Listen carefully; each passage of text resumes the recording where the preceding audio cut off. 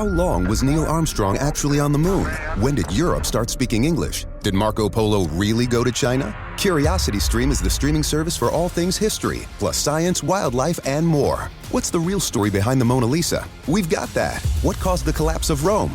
We know. Where did we find mankind's earliest ancestor? Come find out. For the holidays, give the gift of curiosity with 25% off gift cards for your curious cohorts. It's holiday shopping season at curiositystream.com/gift. Check out great deals at Safeway. This week at Safeway, 1 pound of strawberries or 6 ounces of blueberries, raspberries, or blackberries are 3 for $12. Member price. Plus get value packs of USDA Choice Boneless Beef Tri-Tip Roast, untrimmed twin packs for $3.87 per pound with digital coupon. Limit 2 packages. And local green or red seedless grapes for the member price of $1.88 per pound. Also at Safeway, 16 ounces of Jennie-O turkey. Selected varieties are buy one, get one free. Visit Safeway.com or head in store for more deals.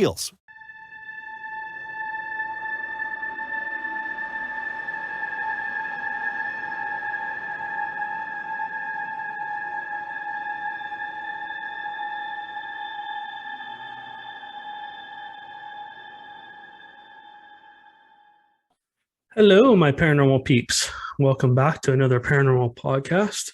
This is Matt Harvey. I am the founder and lead investigator with Deep Woods Paranormal. We also have a YouTube channel, and we do this podcast sometimes 3 times a week, sometimes 2 times a week, depending on what's going on. Recently, we've been just slammed with life and unfortunately not able to take the time to sit down and do a podcast. So I apologize for that. We are still going. Our plan is to continue to do podcasts and actually maybe add another day or 2 of the week with more podcasts. So you'll get 5 days a week of podcasts. Anyways, so a lot of people have asked me, Matt, do ghosts only come out at night? Maybe some places, but not everywhere. I've had multiple encounters over the last 46 years with spirits during or ghosts during the day. Yeah, they're active whenever they're active. I don't think they wait till we go to sleep to become active. Some may, but not all. I do believe that, in the last house we lived in, we had stuff going on all the time. We documented footsteps. We documented a shadow. We documented all this stuff, all happening during the day while we were gone at work. And the cameras were just documenting all this stuff, and the poor dogs were reacting to it. But nothing ever tried to hurt them or scare them. They just, sometimes our lab, who unfortunately now has crossed that rainbow bridge, would react. And she would bark, bark, bark, bark, bark. And it's like, what is she barking at? And then she'd bark her way into a corner, and I have to physically go pick her up. An 80-pound dog. I have to go pick this 80-pound dog up and bring her back out into the other room so she wasn't afraid anymore. So, yeah, the fact that people say, oh, well, ghosts only come out at night. I think a lot of the times what happens is, if you're on a normal schedule and you work in the morning through the evening, early evening, you get home, you make yourself dinner or something to eat, and then you probably watch TV or hang out and watch internet or whatever you want to do. And then you go on to going to bed. You wind down, you go to bed, you go to sleep. And our brains, even though they shut down quite a bit, some people's brains or ears are still on a higher alert level than others. I know Amanda has really good hearing. My hearing is diminished, unfortunately, over the years due to trucking and being around a lot of loud sounds. So that said, like I said, I've had encounters at all times of the day and night. I think what happens is people are, when they go to bed, they're a little bit more aware or awake than they think. Sometimes spirits will use that to try and communicate with them, be it a loved one, be it something that's in the house. Maybe it needs attention. Maybe it needs help. Maybe it wants to tell you something like that. But a lot of people are, when we go to bed, usually the TV's off, The internet's off. Everything's been turned off. Everything that makes noise is usually turned off. So it's a lot quieter. Now during the day, there could be a bunch of noises going on, and there could be things happening that you just don't hear or don't see or whatever because you're busy doing whatever you're doing. So at night, when things slow down, things are a little bit more quiet. Those noises you weren't hearing during the day sometimes continue on to the evening, and all of a sudden you've got some kind of activity going on, and you're like, hey, wait, your ears perk up and your eyes get a little wider, and you're like, what is that? And sometimes that activity is a little scarier, like doors opening and closing, or cabinet doors opening and closing, footsteps, hearing a voice, maybe seeing an apparition, stuff like that. So anyways, I believe that ghosts come out at all times of the day and night. I don't think there's any set time for them to be out. The spirits that are in this room may agree with that. I'm going to leave a pause here and let them interject if they want to. All right, ghost, go ahead. I'll sit back. I'll let you have the mic.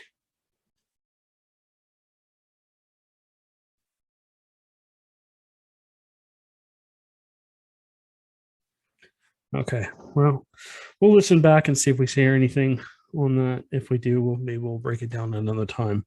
All right, so another theory that somebody asked me about: are only old buildings haunted, or are new buildings haunted as well? We've had cases in the past where we've gone out to locations, and this lady, brand new house in California, and she saw an apparition walk from one side of the house through a wall and disappear.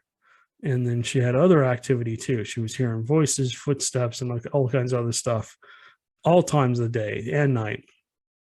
And so, yeah, I know old buildings tend to hold energy. I mean, if you go into a location and you create some kind of energy, that energy stays for a while. If it doesn't stay forever, when older buildings around, and there's a lot of old buildings out here in Texas, which is really exciting because there's like so many options to go knock on somebody's door and say, hey, I'm a paranormal investigator. I'd love to come in and see if you have any ghosts. But these older buildings, they've been around since, Texas was founded. Well, I'm just talking about this area, not in general buildings. But in this area, these buildings have been around since the 1840s or before. Some of them had structures there before that were torn down to be rebuilt. So they're built on top of land where there was already a structure. Some of these buildings are built on places where there was some kind of, burial ground or something like that. I mean, if you think about it, people have died all over this world. There's been billions of people that have lived on this earth. There's not very many places where somebody hasn't really died. So old buildings seem to hold that energy. And when you go in there and you start talking to them, or even renovating a location, cleaning up, putting in new stuff, it seems to draw that energy out. And I think that's why older buildings kind of get more attention sometimes than newer buildings. But when you go and you start cleaning things up, you start repainting, you clean up the floors, you start to remodel, you may be tapping into that old energy. And if there's something intelligent there, they may not be happy with what you're doing. It's like, no. This is just my place. And we're still, we want it this way still. A lot of the people that restore old buildings tend to restore them to what they look like or similar to what they look like before, which is great. So people can relive that history, which is awesome. But sometimes people remodel it to a more modern or completely change it all together. And that really sparks activity because the entity that's there, or entities that are there, don't like what you changed it to. Now, that can happen in a new building too. I mean, we've investigated so many new buildings. San Juan Capistrano, there was buildings that were built. There were office buildings. They were built on top of Indian burial ground. Now, they did religiously remove the bodies, but there was still that energy there. They were still seeing apparitions of entities, of Indians. And so the more we researched at that location, the more evidence we picked up. I mean, I think we picked up a full body apparition in one thing. I walked through what felt like, they call it ecto, but it was almost like a spider web. I'm right in the middle of the room, and the person in front of me had just walked ahead of me, almost directly ahead of me, and they didn't experience anything. But when I walked through, it was like, oh crap, what the heck? I'm looking around for a spider somewhere, a large spider. And then I realized, oh, sorry, I think I just walked through you. And I apologized to the spirit immediately. But yeah, I mean, that was crazy. And then when we walked out of that room upstairs, started walking down the stairs, and we had a motion detector on the stairs that did you, as you walked by, made that chiming noise. And as she walked by it, the first investigator that was with me walked by it, it went off, and it resets in like 2 or 3 seconds. So I gave about 4 or 5 seconds. I then walked past it, and I stopped just past where it was picking up us. And then as we got to the bottom, we walked slowly. It went off a third time, and there was nobody there. So that was strange.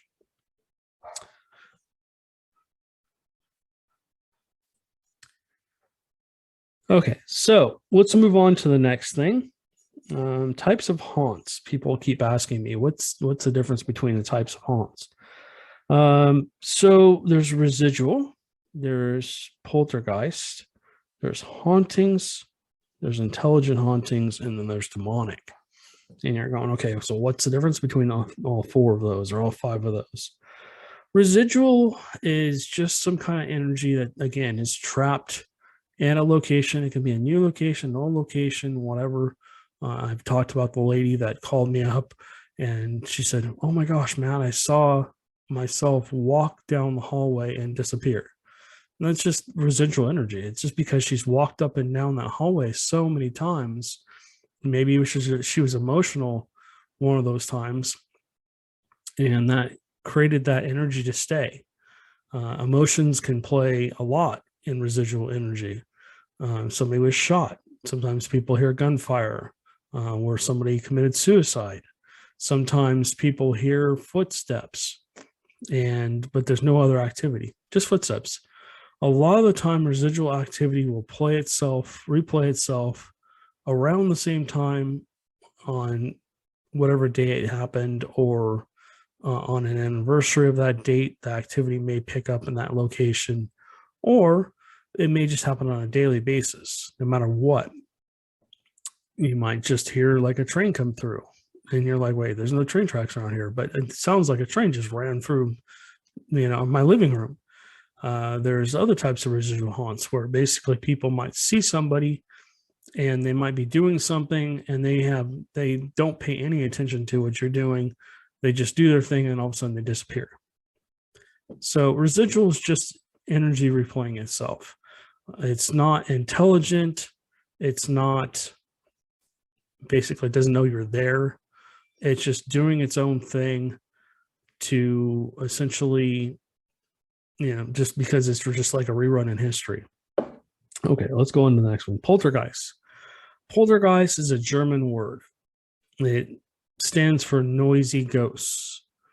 Back in Europe, when they used to report sightings or activity in a location, they called it poltergeist activity. Today, that activity, people use that word loosely, but most poltergeist activity, usually there's some kind of water involved. Like the apartment that we lived in Tustin, California, we kept finding pools of water all over the place. It was very strange. The cabinet doors in the little kitchen area were always open. The piano, the old Yamaha piano we had, that would play by itself. So Amanda would sit there, and when I'd be gone, she'd hear it play a couple tunes, couple notes. It was not one of those pianos that plays itself. So that was strange. And the cover was over the keys. So there was no way to physically, for the cat or anything else, to have done it. So poltergeist normally just is something trying to get your attention. It's just being noisy. It's just you've done something to upset it, maybe. And usually it's an intelligent entity. And we'll go into intelligence in a second here. But essentially, it just is something that's going to happen until you get some answers.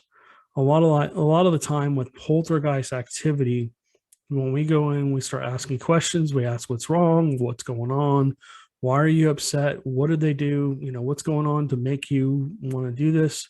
Sometimes they just have a message for somebody. Sometimes they're angry about something. Sometimes they just want attention. They just want the homeowner to acknowledge, or the business owner to acknowledge that they're there. A lot of people, when they are afraid, they don't acknowledge the paranormal. They just ignore it and act like it never happened and move on. It's just a defense mechanism, which is great. Sometimes that works, sometimes that doesn't. But poltergeist activity usually is things like come flying out of the cupboards, drawers open on their own. It's usually having to do with stuff moving around on its own.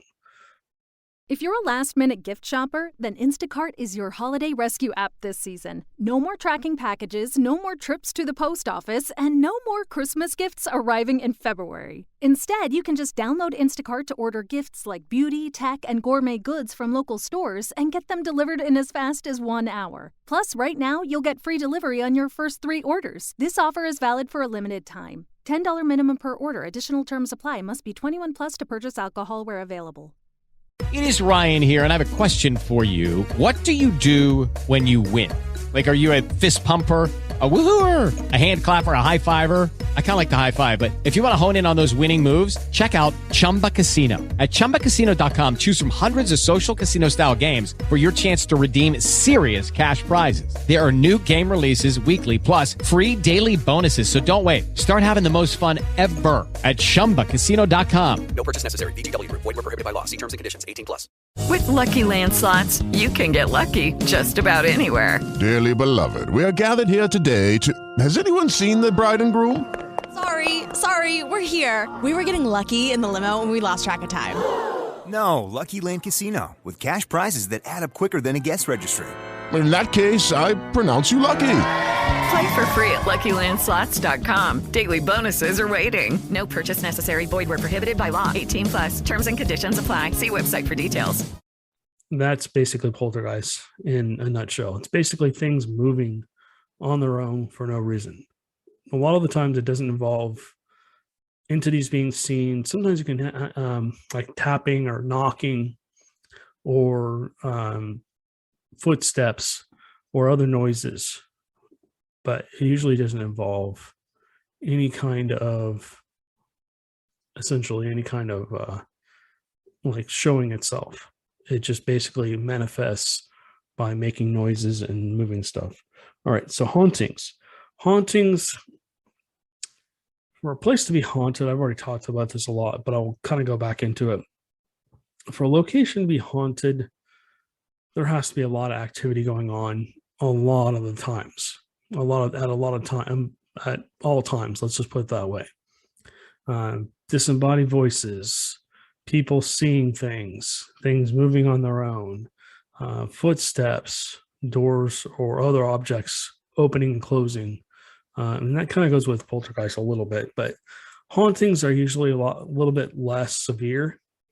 Poltergeist activity is more severe. It means that whatever's going on is severely upset and wants something, needs something, or is just unhappy for some reason. Hauntings are more like they're just kind of interacting with you a lot of the time. You might hear somebody say something in your ear. You might see an apparition from time to time. You might hear footsteps, like I said. Things might move around you, and they're just basically letting you know that they're there. And a lot of the time, that has to do with intelligent entities.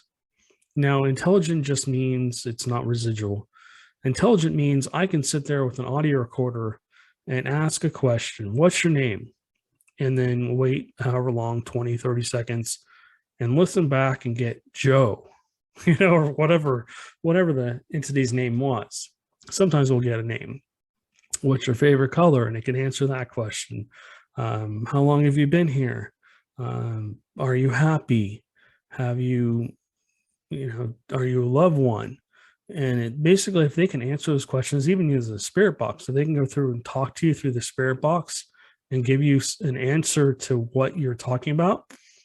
Or if you're completely ignoring it and you're having a conversation in another room, and all of a sudden a voice comes through and kind of adds to the conversation, that's intelligence.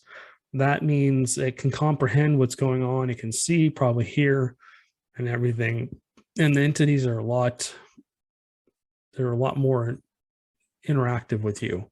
They know what's going on. They're happy to interact. Sometimes they're not happy to interact. Sometimes they just want to be left alone. And they want basically everybody out of their territory, which, sometimes that happens. Very rare, but it does happen. So that's intelligent. And demonic, of course, you get demonic. Demonic is on the other side of the paranormal. It's more of a I'm going to hurt you type haunt. Something's trying to scare, deprive people of sleep, grind them down to the point where it can take control of you. A lot of the time, it's more of a scary haunt. Physical harm may happen, scratches, bite marks, burns, stuff like that. I've experienced all that. And the more you delve into it, the more you figure out what it is, the more you find out that this thing's very negative in nature. And it's not just an entity that just wants you out. It's an entity that wants to do harm to the people it's haunting. It wants to maybe possibly possess them. In certain very rare occasions, there's sexual things that happen with these things, physical contact sexually. And it's a bad situation. I mean, on the worst types of demonic haunts, you get people that get possessed and stuff like that. And then you've got to call on a priest, find a priest that actually will do a clearing in the house. Not only a clearing in the house, but also do an exorcism. And that's very difficult. All right. Okay, so I'm going to skip a couple of these because we'll talk about these later. Somebody asked me about vampires and zombies, but I think this podcast is getting a little long, so we'll talk about that next Monday. All right. So skeptics and believers don't get along. That is really not true. I love nothing more than a good skeptic. The reason I like skeptical people is because they keep us honest. We were trained as a top family member team, and the first thing they told us is you need to learn to debunk everything. Prove what it isn't first. And then if you're left with something that you can't explain, then yeah, maybe it's paranormal or ghosts or whatever you want to call it. So even though I have that outlook on the paranormal, I've never seen a dog man. I don't know if they're real or not. I think that maybe it could be a Bigfoot being mistaken. I've seen Bigfoot, so I know they're real, but there's other entities out there that I don't know if they're real or not. Of course, ghosts and demons and all that stuff I've experienced myself, so I know those are real as well. But as I always say, you have to have an encounter where you can say that wasn't anything else but, and you can put whatever you want in there: ghosts, UFO, dogman, Bigfoot, a lake monster, whatever. You have to have your own experience. So like I said, I love taking skeptics into places that I know are actively haunted. And by actively haunted, I mean, there's a lot of stuff that happens, and I know they're probably going to have an experience. Doesn't happen every time. I mean, we have about a 50-50 ratio where sometimes we go into locations and there's just absolutely nothing happening. And this is said to be one of the most haunted places in Texas. Other times you go into these places and it's like, holy crap. Oh my God, did you hear that? Excuse my language. Oh my gosh, did you hear that? What was that? And you're constantly just like looking around the room, trying to figure out what's going on. And you're just experiencing all this stuff. And I always love it when a skeptic becomes a believer. Matt, I think I believe now. I've seen enough, so something's going on. And there's something freezing cold standing behind me. Maybe one of the entities in the room. Hello. Do you have something to add?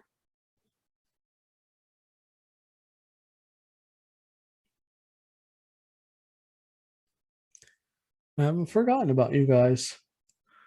I promised them I would do a session where I basically left the mic on with recording audio on the WavePad editor and would do like a EVP session that way. So I could immediately go back and listen to the answers to any questions I ask and see if there's anything there. So as we've done these podcasts, we've gotten a lot of EVPs. So as I'm going through, I'm like, oh, there's another one. Pull that out, clip it, pull it out of the podcast. Now I'm just leaving them in. And if you guys hear them, you can hear them. But anyways, okay. Somebody asked me what would I recommend before I go ghost hunting.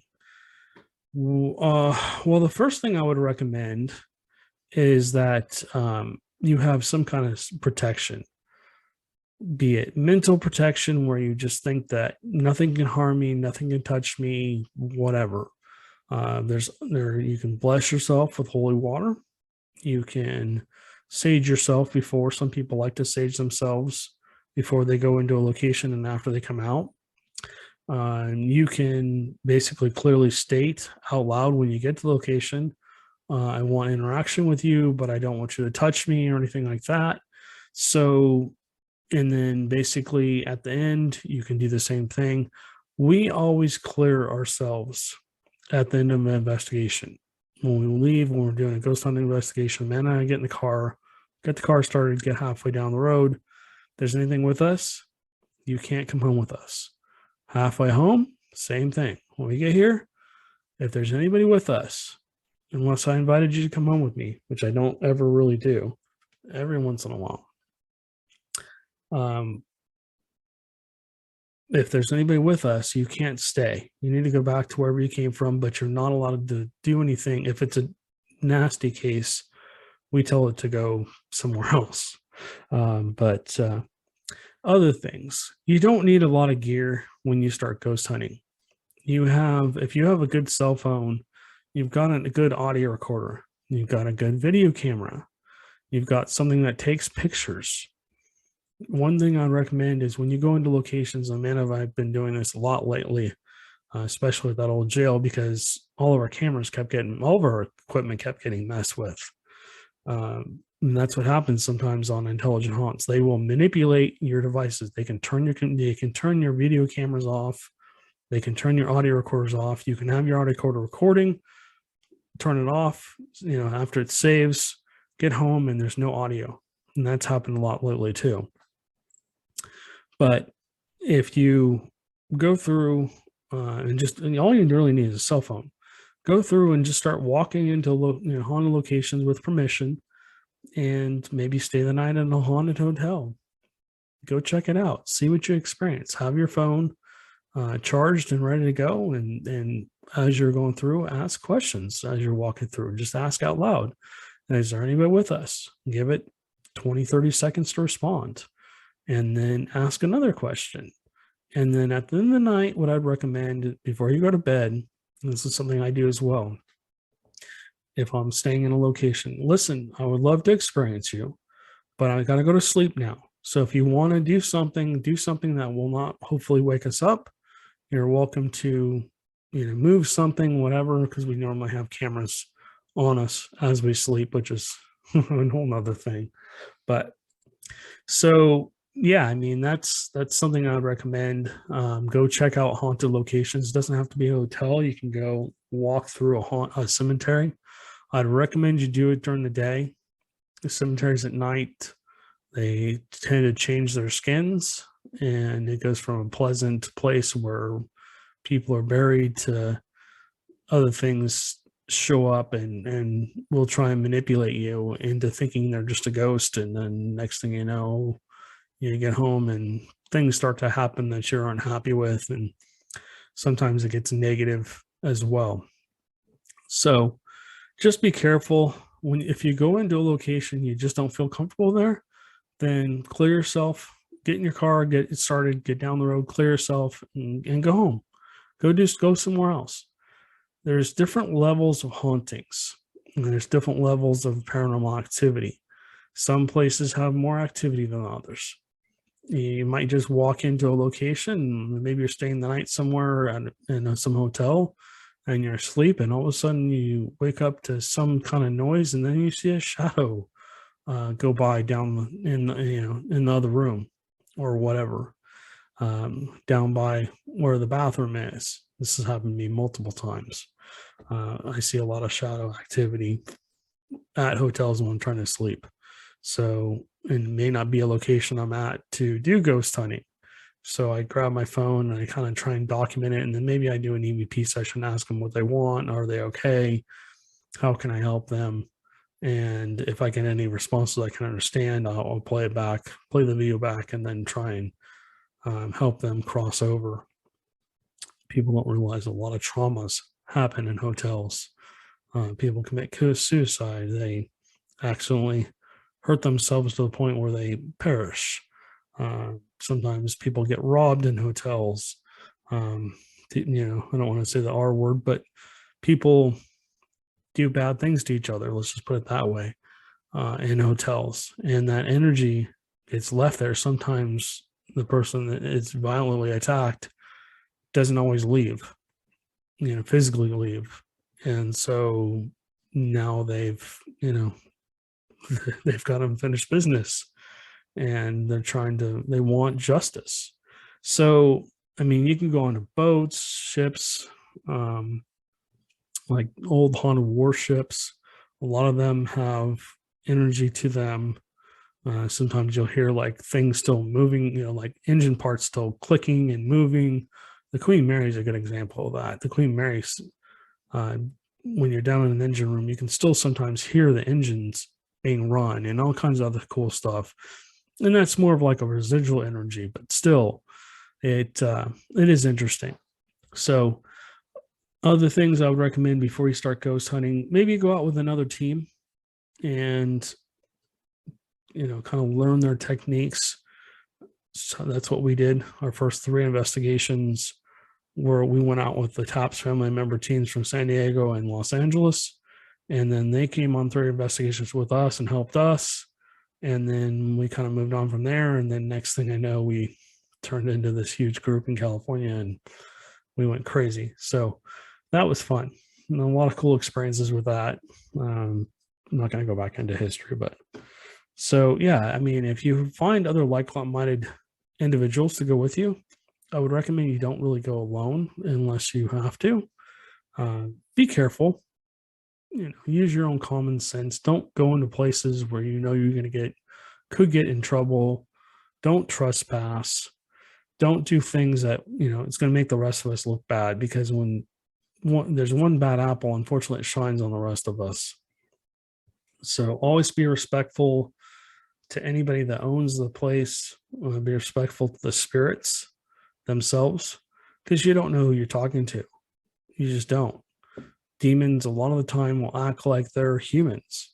They'll interact with you like humans, and then all of a sudden things will change and you're like, oh, wait a minute. So yeah, I mean, just take your time, have fun doing it. And like I said, for God's sake, clear yourself after investigations. Tell whatever is with you, even if you don't think there's anything. I don't care if you're a skeptic, clear yourself, because I've had more skeptics become believers after they've left investigations, oh, we didn't experience anything, blah, blah, blah, blah. And they get home and all of a sudden the door opens in front of them, or the closet, the pantry door flies open, or something flies off a shelf, or they see an apparition, or they start getting messed with while they try and sleep. And that's just bad news. You don't want that. So my main thing would just be careful, do your research before you go, know the history of a location and stuff like that.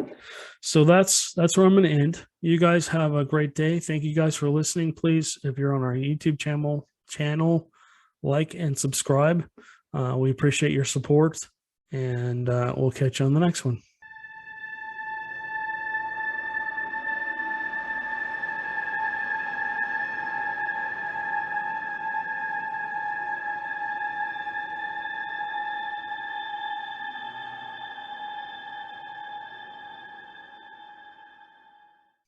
Hey guys, it is Ryan. I'm not sure if you know this about me, but I'm a bit of a fun fanatic when I can. I like to work, but I like fun too. It's a thing. And now the truth is out there. I can tell you about my favorite place to have fun. Chumba Casino. They have hundreds of social casino style games to choose from, with new games released each week. You can play for free anytime, anywhere. And each day brings a new chance to collect daily bonuses. So join me in the fun. Sign up now at ChumbaCasino.com. No purchase necessary. VGW Group. Void where prohibited by law. See terms and conditions. 18+. Check out great deals at Safeway. This week at Safeway, 1 pound of strawberries or 6 ounces of blueberries, raspberries, or blackberries are 3 for $12. Member price. Plus get value packs of USDA Choice boneless beef tri-tip roast, untrimmed twin packs for $3.87 per pound with digital coupon. Limit 2 packages. And local green or red seedless grapes for the member price of $1.88 per pound. Also at Safeway, 16 ounces of Jenny O turkey. Selected varieties are buy one, get one free. Visit Safeway.com or head in store for more deals.